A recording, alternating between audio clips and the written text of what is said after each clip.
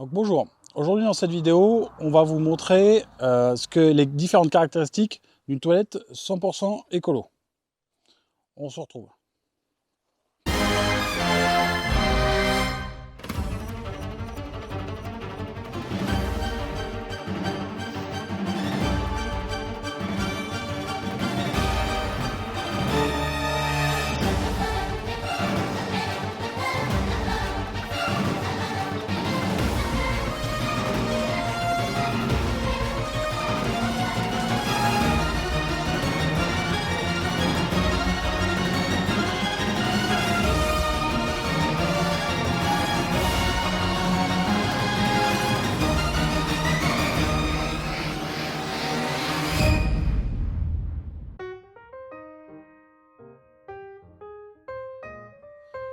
Le premier point d'une toilette écolo, c'est les WC. Donc les WC, nous on a fait le choix des toilettes sèches.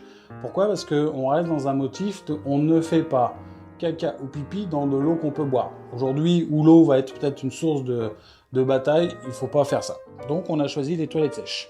Donc toilettes sèches, c'est simple, c'est composé d'un bac où on va faire tous nos besoins. Donc on va changer, avec le système de quand le pot est plein, vous changez et nous on met dans le compost. Et on a ici la réserve de sur de bois sur lequel on va saupoudrer quand on a fait nos besoins pour éviter, pour absorber les odeurs essentiellement. Donc ça c'est le premier point.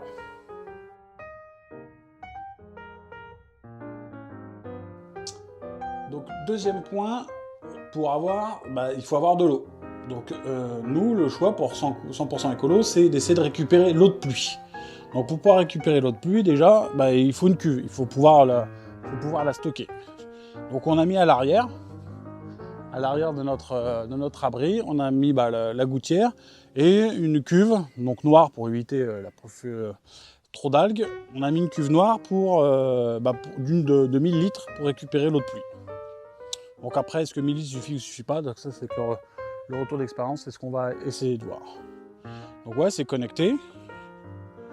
Donc on va rentrer à l'intérieur parce qu'une fois qu'on a récupéré l'eau de pluie, il faut la pomper, puis il faut la mettre sous pression pour mettre le réseau, voilà, pour qu'on ait pu avoir un peu de pression. Donc on a une pompe qui va mettre de la pression dans le réseau. Et donc ça va de la cuve à la pompe, de la pompe au filtre, 3 filtres classiques qu'on va retrouver avec un filtre à sédiment, un premier filtre à charbon et un deuxième filtre à charbon. Donc il nous reste à faire les tests pour valider si l'eau, la qualité de l'eau, mais bon, aujourd'hui, c'est ce qu'on fait principalement. Et ensuite, il y a l'évacuation. Donc votre eau coule, sauf qu'on n'est pas tout à l'égout.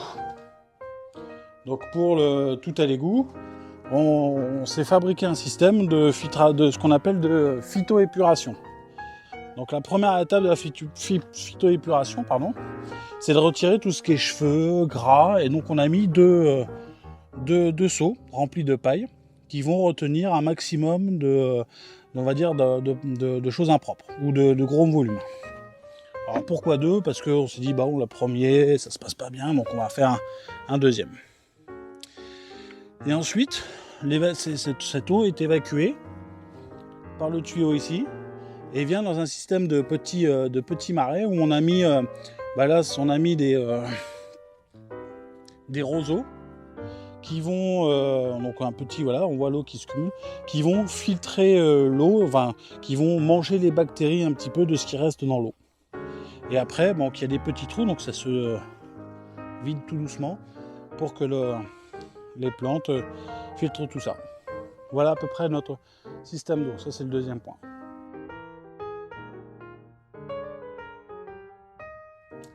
Et enfin, troisième et dernier point, donc pour vraiment le côté confort, si vous voulez de l'eau chaude, donc on a mis un chauffe-eau. Alors pourquoi nous on considère que c'est écolo? Un chauffe-eau, parce que vous allez me dire, parce que c'est un chauffe-eau de 80 litres, en mode économique, donc qui fait qu'on peut, notre point important, sur lequel on peut régler la température pour éviter de chauffer trop fort et inutilement. Et surtout que l'avantage c'est que vous pouvez le voir sur notre vidéo, on est en solaire. Donc notre chauffe-eau ne fonctionne essentiellement qu'à énergie solaire. Donc voilà aujourd'hui un petit peu les points qu'on peut retrouver pour lorsqu'on a conçu cette salle de bain totalement écologique. Donc pas reliée au réseau d'électricité et pas reliée au réseau au tout à l'égo.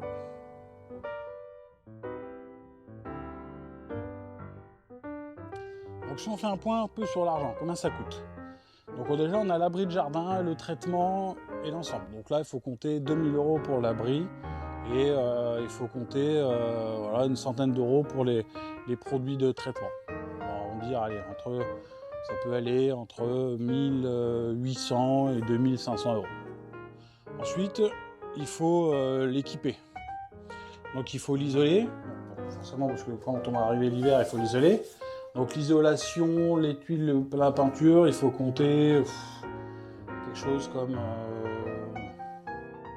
300 euros. Voilà, c'est à peu près ce qu'on trouve à peu près dans ces prix-là. Ensuite, il faut l'équiper. Donc là, un chauffe-eau comme ça, c'est 350 euros. La pompe, 350 euros. Et l'ensemble, la douche, donc les pompes de douche, ça peut monter. Les robinets, une centaine d'euros, 200 euros. Donc là, il faut bien compter, allez, la plaque, la plaque de douche, le bac de douche, il faut compter, voilà, pareil, 200 euros. Donc là, il faut compter, allez, à peu de choses près, 1000 euros, si on arrondit, hein. 1000 euros pour après équiper votre douche.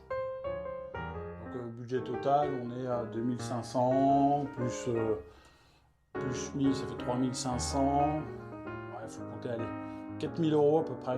C'est vraiment à la grosse, hein, pour vous donner un budget, 4000 euros alors la cuve, je la compte pas, hein, c'est 70 euros en occasion sur le bon coin.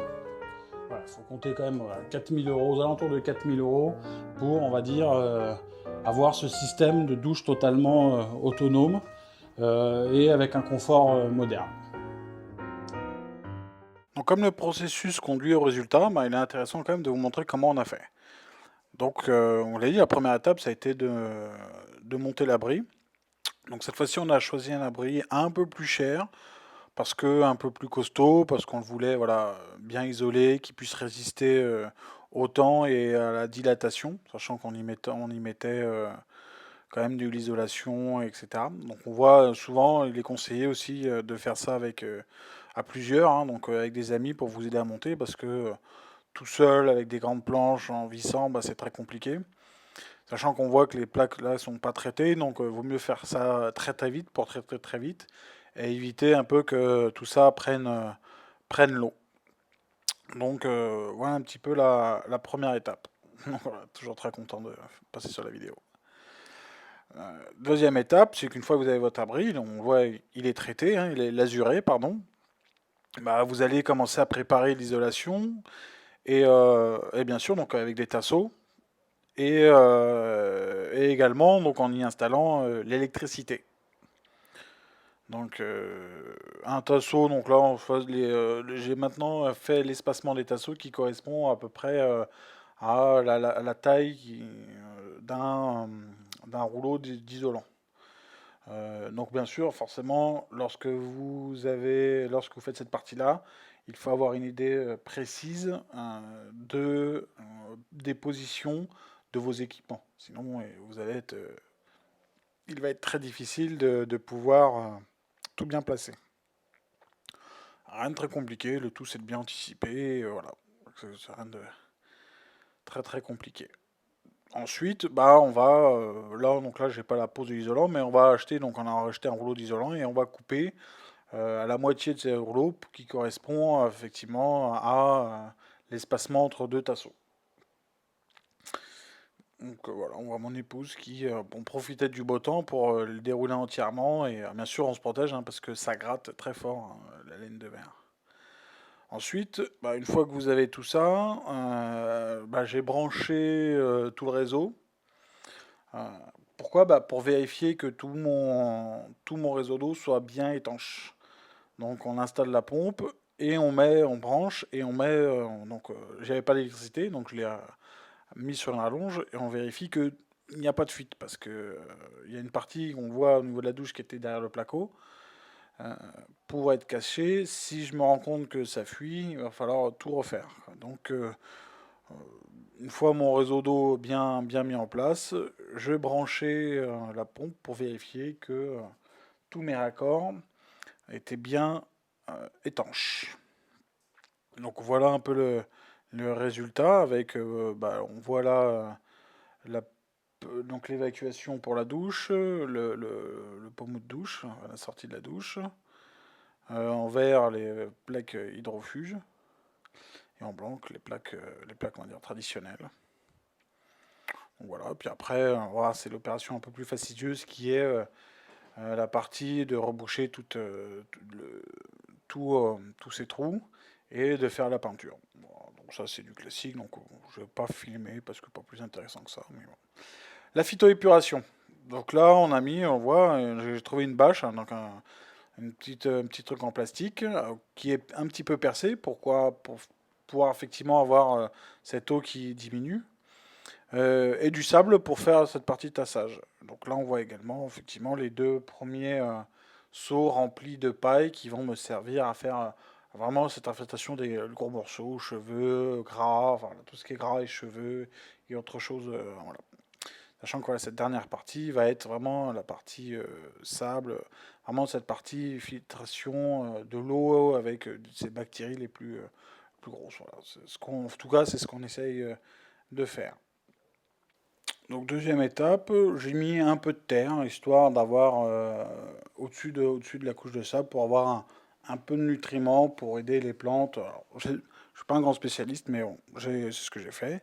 Et voilà, surtout la grande étape de la pose du puzzolane, hein. Le puzzolane, c'est une roche volcanique dans laquelle va être intégré toutes ces bactéries qui vont manger les pollutions et nettoyer un petit peu l'eau, et qui va naturellement se réécouler dans le sol. Donc voilà. Et là, donc la satisfaction, hein, donc la première douche chaude sur notre terrain. Donc après un an d'installation, où on se douchait dans une tente avec une poche d'eau qui essayait de chauffer tant bien que mal quand il y avait du soleil, bah on prend voilà la première douche chaude sur notre terrain qui nous fait monter d'un niveau vraiment très important sur le confort. Le confort. Donc on voit franchement l'homme tout pâle ici, là, on se demande, ça fait pas longtemps qu'il voit le soleil, mais avec la danse de la victoire. Voilà. Il est content, il est content, il vient de lui.